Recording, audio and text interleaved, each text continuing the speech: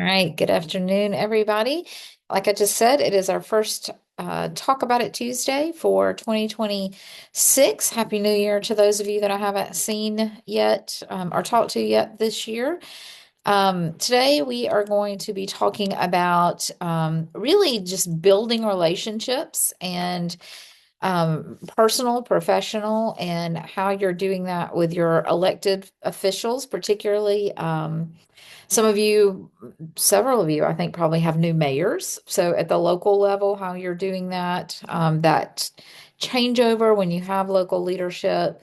Then at the state level, we're going into an election cycle as well as at federal. So we'll look at it from all three kind of areas. We've got a smaller group. A lot of people watch these, as you guys know, after the fact. So just wanted to, we've personally invited Sam and Riley. Thank you. Sam Mashburn is with the Shoals Chamber of Commerce.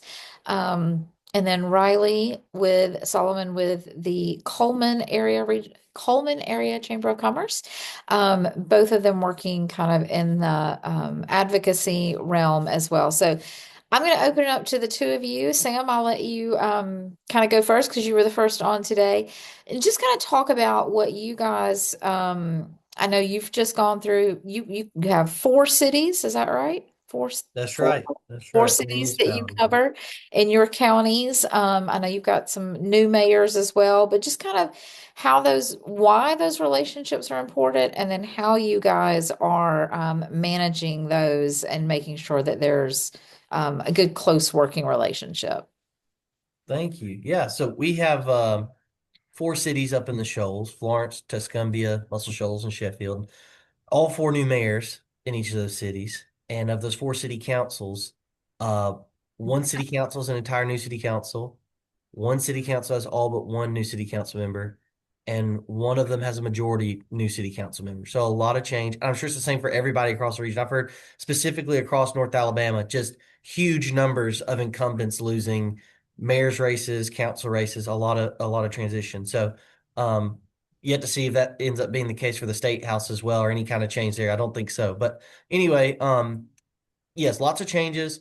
Before the election, we really tried to focus on meeting candidates, both the incumbents we already had established relationships with, but also the unknowns, meeting with them during the election, talking to them about what the chamber is, what the chamber isn't, dispelling rumors, and also helping figure out who on our board was connected to these individuals. And so that's actually something I'd recommend, if you have an advocacy group within your organization, like a committee or whatever, you can do that. But for us, it's our board. And for our board, Dan Kilby at IOM from the Cow Chamber gave me the idea of um, giving them a form with all your elected officials written on it and just a space for, do I have a relationship with this person? If so, what is that relationship? And that's been valuable to us to see, oh, this board member we have, we never would have known they've been in Sunday school class for 30 years with this state senator.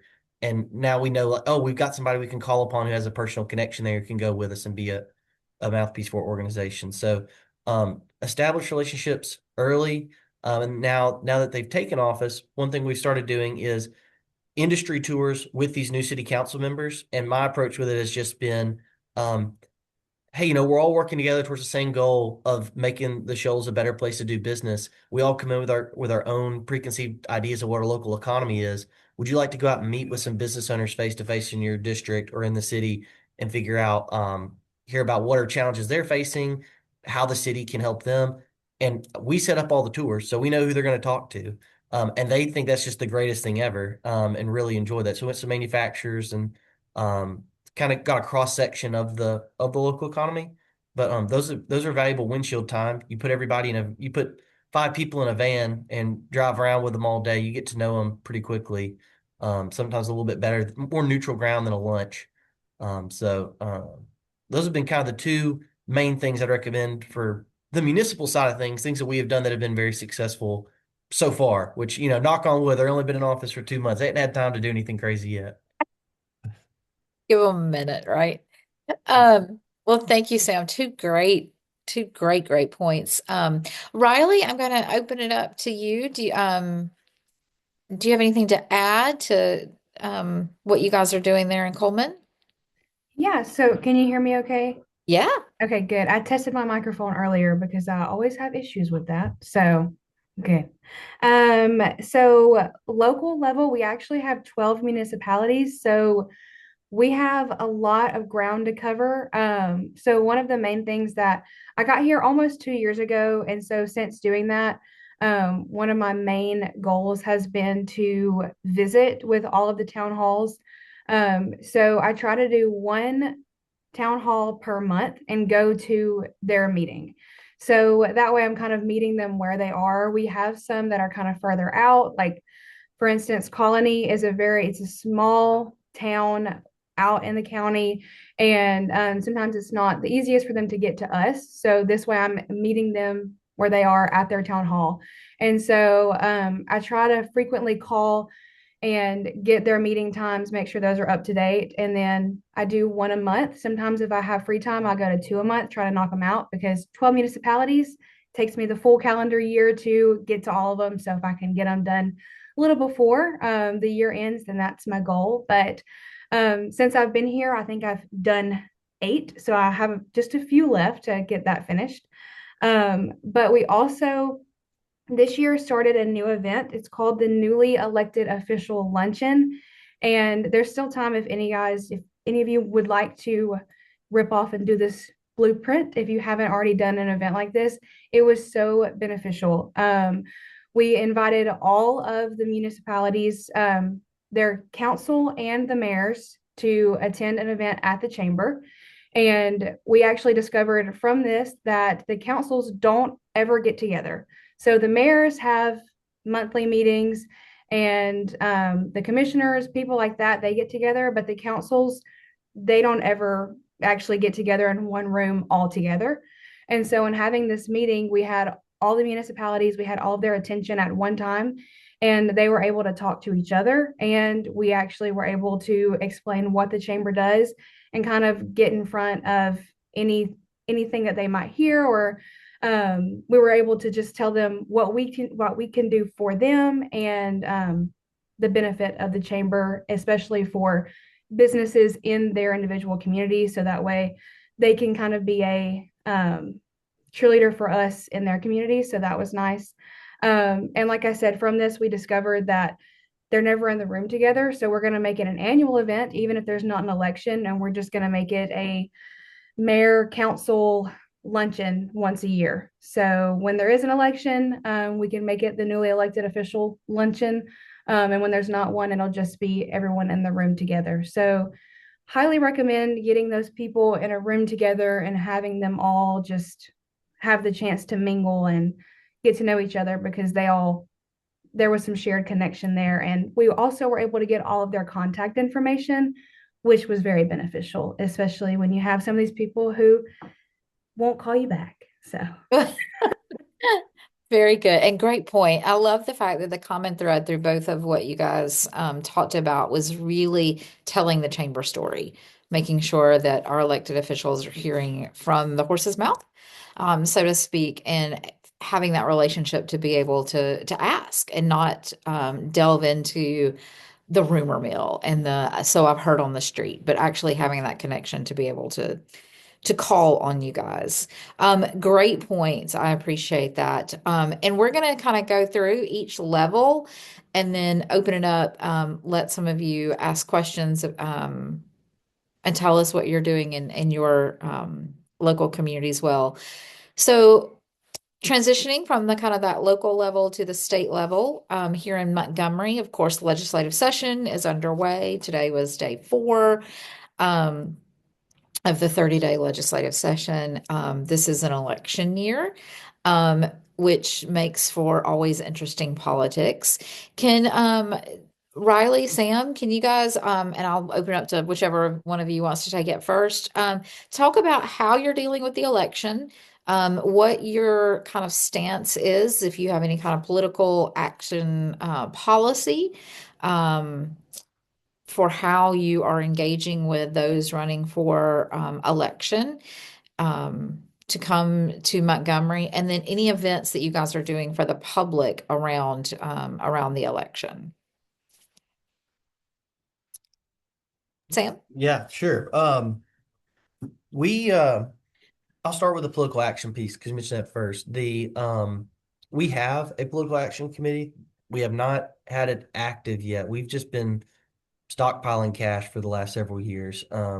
And everybody does that differently. I don't know who else chambers are on here. I know I see Decatur, Morgan County on the Mhm. call. Who else is on the call? We've got Demopolis and John Mark over in Greater Coosa. Okay, I don't know about Demopolis and Greater Coosa. I believe Crystal, I believe y'all in Decatur have political action money.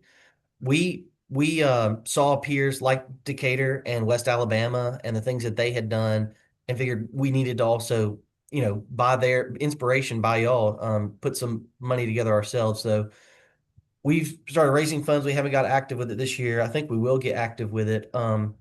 The as far as what we're doing during the session, we don't have a whole lot of objectives this year, policy wise.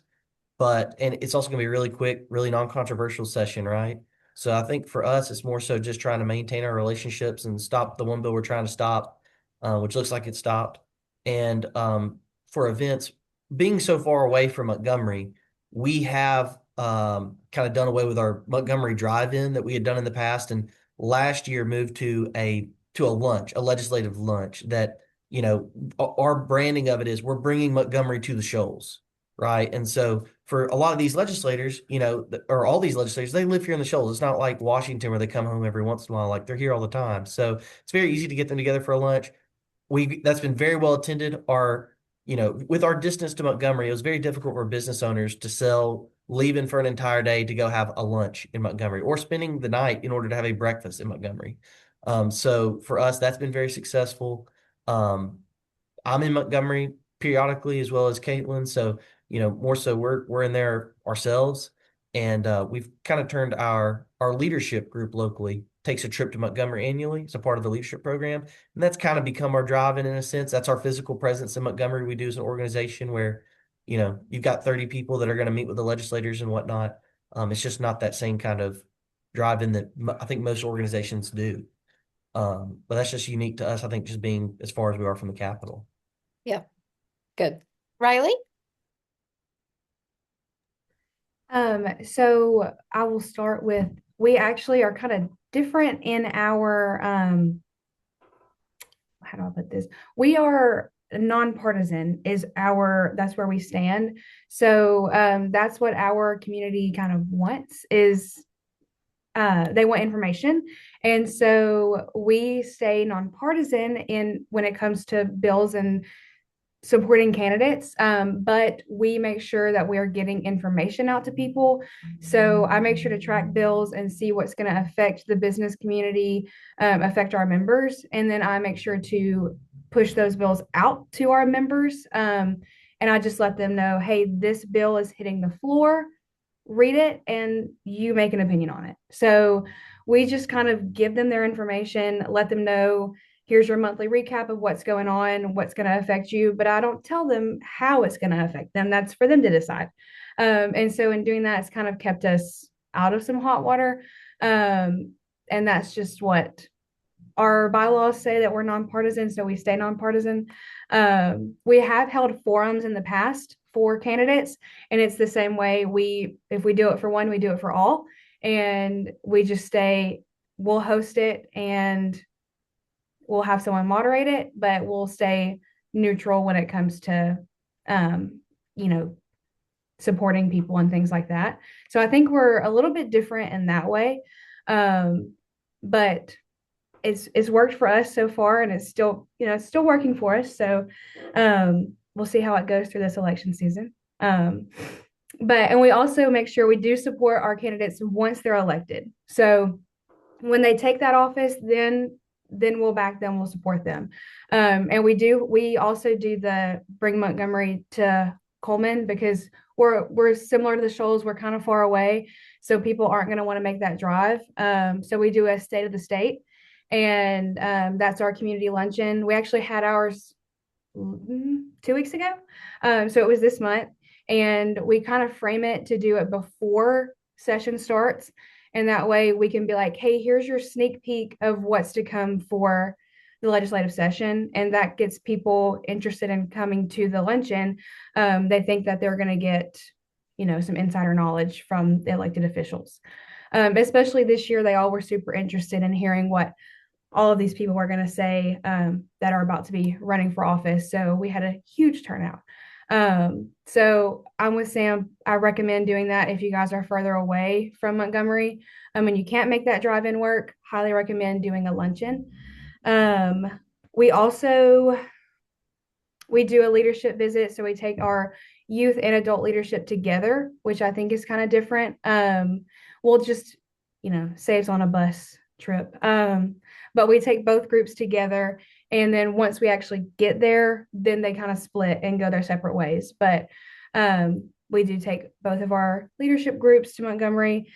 And I did want to say, if the elected officials are not members in your chamber master or growth zone, whatever you use, highly recommend doing that, and having their address and everything in your system, because that way, like, our elected officials are in our system, so they get Christmas cards and they get invited to our events and things like that. That way, they're seeing our face and they're seeing our events, and more times than just when we ask them for something. They're getting some happy mail and things like that too. So, yeah. Great, great points. Yeah, the relationships are best when they are consistent, not just when you need something. So definitely great, great advice there, Riley. So switching gears real quick, we'll talk about the federal level. We didn't really plan this, but both of you do fly-ins to DC, and this is something that we have had some conversations with other chambers around the state that are interested in doing that. So, can you guys just talk a little bit about your DC fly-ins, as well as how you keep those relationships going at the federal level? Yeah, thank you. We we do a DC fly-in every year. It's in February. That's just what makes sense for us based on the people that go on this trip, particularly our cities, are going to be in our EDA.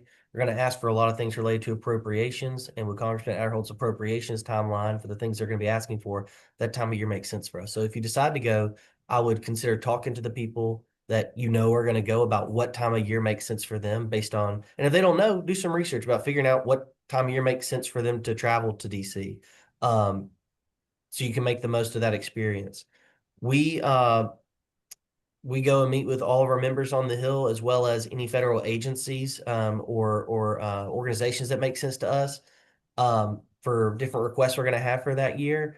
We make sure before the trip to have um, a series of meetings where I'm either going to meet with the people going on the trip individually, and then at the end we all meet as a group to talk about talking points, so that we don't all go in and have 15 things to talk about with Senator Tuberville's staffer who's there, but rather that we all are able to communicate about the 2 or 3 things that really are going to move the needle for our community based on the committees that member of Congress sits on.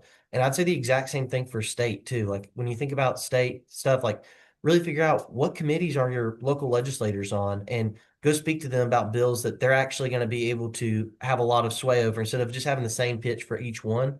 And be able to, you know, make things make sense based on their expertise and what committees they're on. But so we do that trip annually to DC. We partner with our local economic development authority. And this year, our local council of government, so like TARCOG or NARCOG across other parts of the state, ours is called NACOG. We're going with that group as well to try to create more unity as a group. Um, our our group ends up being about 16 people and about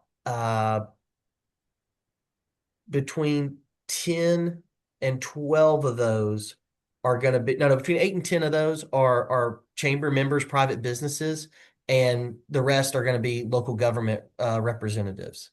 So the last thing I'd also recommend, I don't want to say too much because I know Riley's does also does a great program. Um, I can't speak highly enough of going to meet with the U.S. Chamber first when you first get there. U.S. Chamber team does a great job of giving you a lay of the land when you first get there.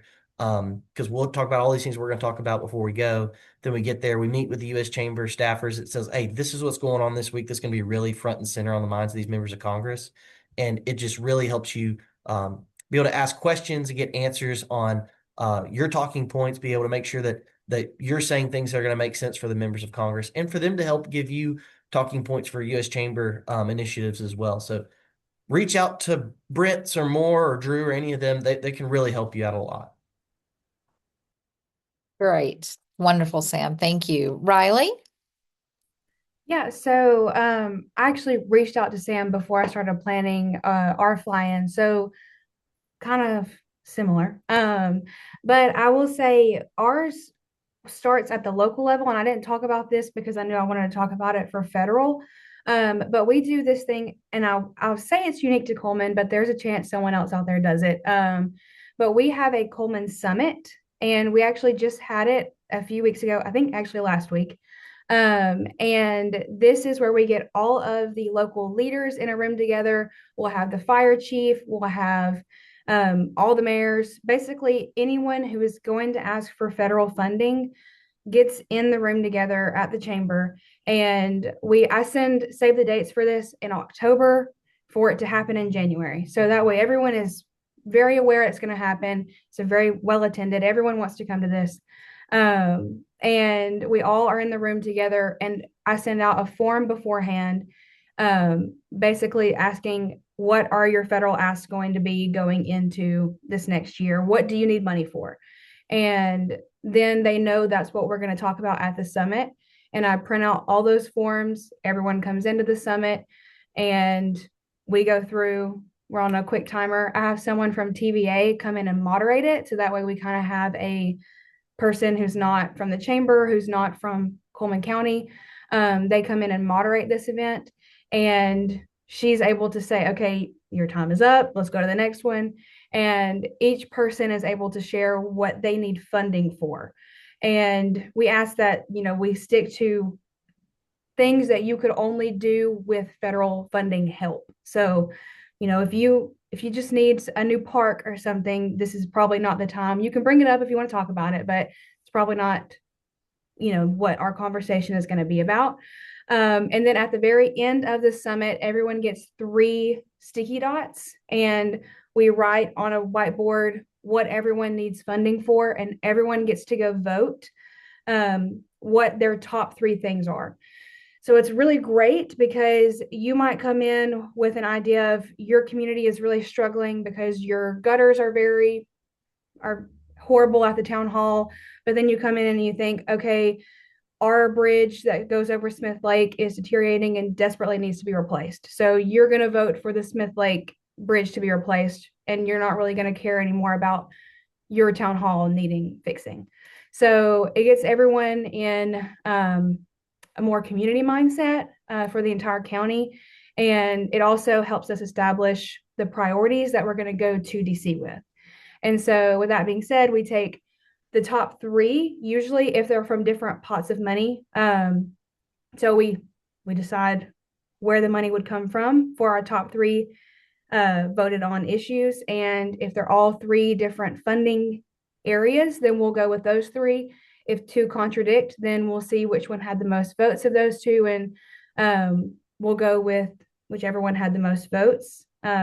Basically, we just go with the top voted on issues, and we put all of it in a booklet, and that's what we take to DC. And so that way we go as a community and we have a united issue for the entire county. And I have a link to the booklet if anyone's curious, so I'm not rambling. Okay, yeah, I just sent it in the chat. If you want to look through, it also has our schedule of events. We're similar with Sam. We meet with agencies, we meet with our elected officials, and we bring chamber members if they have a reason to go, if they have federal funding issues. But it's typically people who attended the Coleman Summit attend the fly-in. So that's how we determine who goes. So if you have any more questions, it's really everything about the fly-in is really in that booklet, but I'd be more than happy to answer any questions after you guys look through them. So I'm going to stop rambling. that's that. Awesome. No, it's perfect. I love that.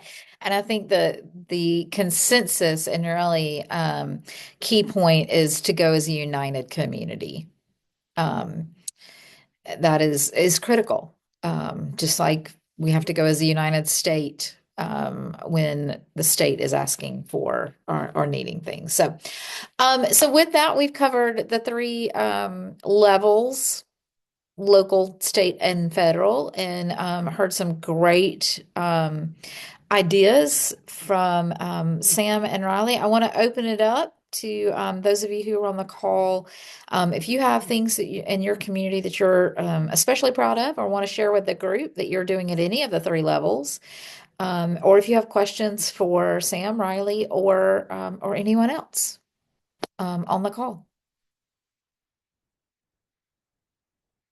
This is not a quiet group. I expect conversation. Paige, I'll mention too, we talked about building relationships, and I think, the biggest thing for relationships is time. And um, the trip to DC is one of the best relationship building tools for your local elected officials. Um, those mayors who are going to hopefully go on your trip, I encourage you to invite them on your trip, and county commission heads, whatever. That travel time with them, if you can schedule your flights at the same time, be in the airport together, be in Ubers together, go to dinner together, that time, it can be very, very helpful in establishing relationships and, learning a lot more than you're going to be able to learn sometimes when you're here and there's all the other distractions of your day, but you've got them for 3 days with you, so that's Mhm. really valuable.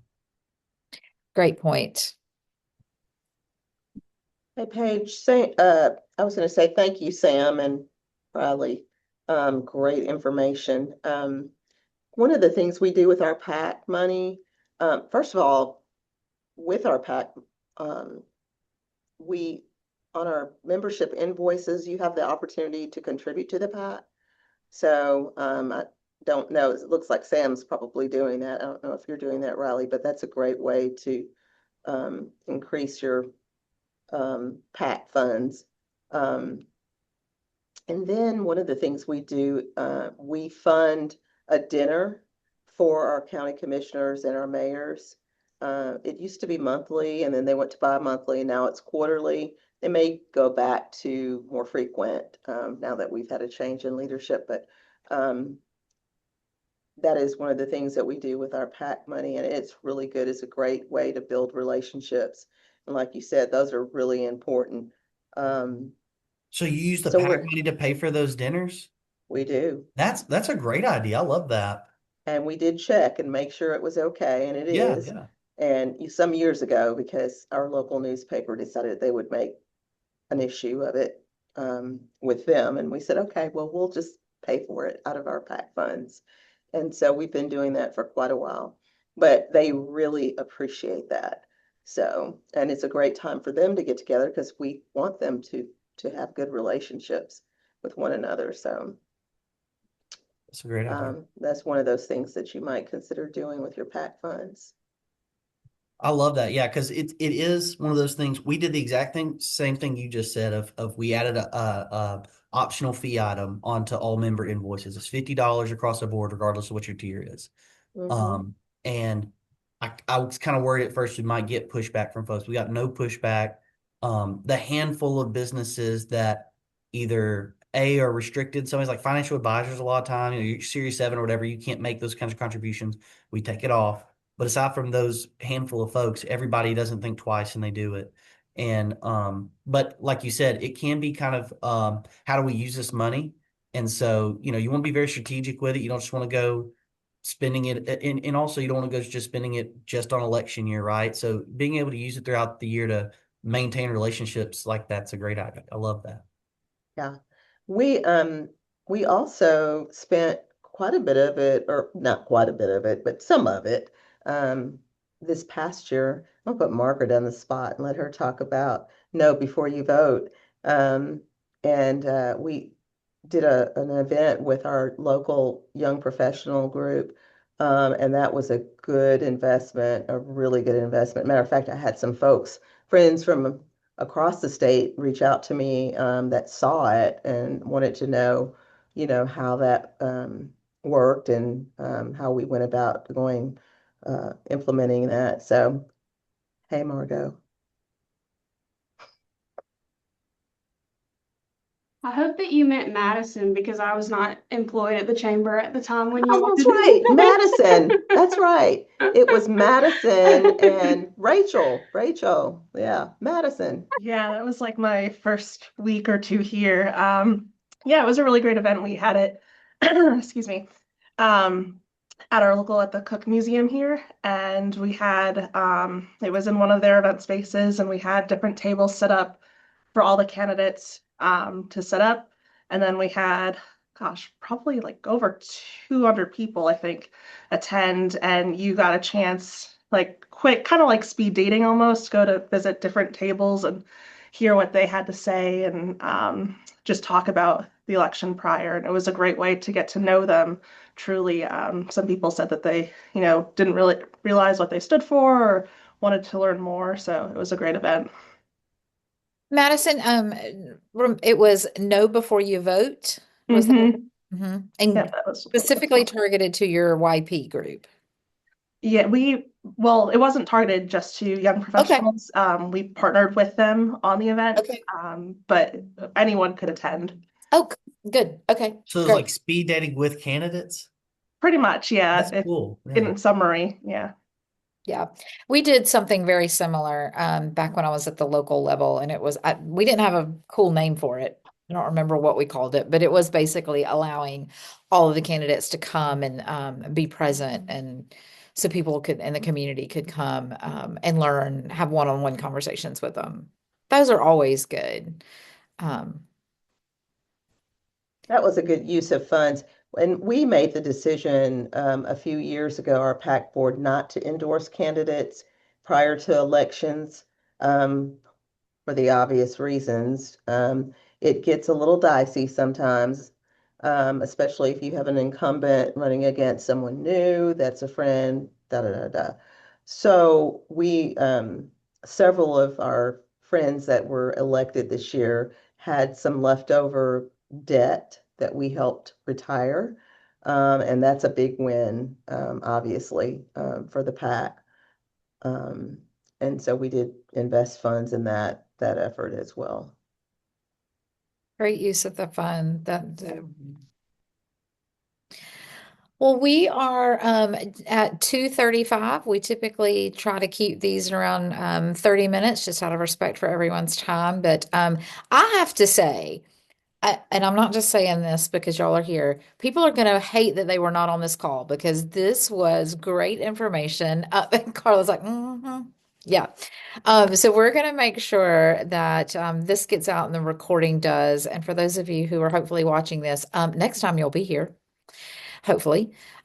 We have a Talk About It Tuesday every month this year, and we have arranged them 10 a.m. and 2 p.m. to kind of get everybody's schedule. That full list for the year is out there. Some of them are going to kind of get to know some of our partners and affiliates. Some of them are going to be topic based, best practices. We've got two that are going to be Ask the Experts, where we're going to have chamber professionals from across the country. Will be on to just ask questions, to answer questions that you might have on anything and everything in chamber work. So I hope that you guys will put those all on your calendar. I'm excited for 2026 to come. And I think a lot of you on the call, some of you on the call are going to be with us February 4th for our second annual, love being able to say that, second annual Chamber Day at the Capitol here in Montgomery, February 4th. It is going to be a great day. We are at max capacity, sold out, no more. And we have a great day scheduled. So we will see those of you who are coming to Montgomery really to make a day of it and celebrate the great work that our chambers of commerce are doing across the state of Alabama. So with that, Sam, Riley, rock stars that you are, thank you so much for your insight. Thank you for just talking us through some of the really cool, innovative ideas that you guys are doing and keeping those relationships with our elected officials, critical to the work that we do across the state. So thank you to both of you. Look forward to having you guys here in Montgomery.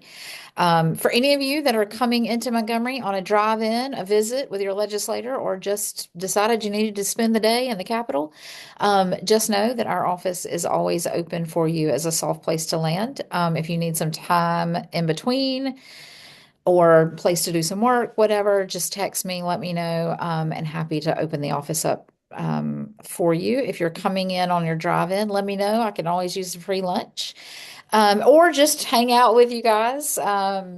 Love to be able to meet your members as well, and so just let me know when you're coming into Montgomery. So with that, does anybody have anything? Yeah, Carla. You left off a couple things that I was going to Oh, mention. please. A couple of things. We made them last year for Chamber Day at the Capitol, but we have some rat cards that we make every year for that talk about it's just kind of like it generalizes kind of what the chambers are doing across the state, and some state like the civics bee and things like that we're doing. So it may be a good idea for us to print some extras. So if chambers would like those for their drive-ins and things like that, they're just, I Great mean, they're point. very generic and you guys could use them if you wanted to. The other thing I was going to mention, we're working on updating our list of legislators. So if you don't know your legislators, which I feel like pretty much everyone on this call probably does, but there'll be people that watch this video later. We do have like we can share that with you, that list. And we are also, for those that are going to Chamber Day, going to help provide you with a graphic that you'll be able to text your legislators to let them give them the heads up. Hey, we're going to be having Chamber Day, um, and be thinking about your follow-up touch points to Chamber Day as well. Like, hey, thank you for meeting me. We talked about this. I was really interested in this bill. Any kind of follow-up, it's really great to plan that if you're going to Chamber Day post event. So just wanted to mention a couple of those. And then we will be sending out an email if you're registered for Chamber Day with your parking information. We'll have the agenda posted tomorrow and be sharing that information. So Subject to change subject to change. because it is legislators and It is session. it is session. So but anyway, I just wanted to mention a couple of those things as you are thinking about Chamber Day and things that you're going to be engaging with your legislators. Perfect. Okay, Thank now you. we're done. Good points. Does anyone have anything else? Again, thank you guys for your support. Thank you for being here, especially Team Decatur, Morgan County. Thank y'all for always being here and supporting us and what we're trying to do for you guys. So with that, y'all have a great week, and we will see you soon.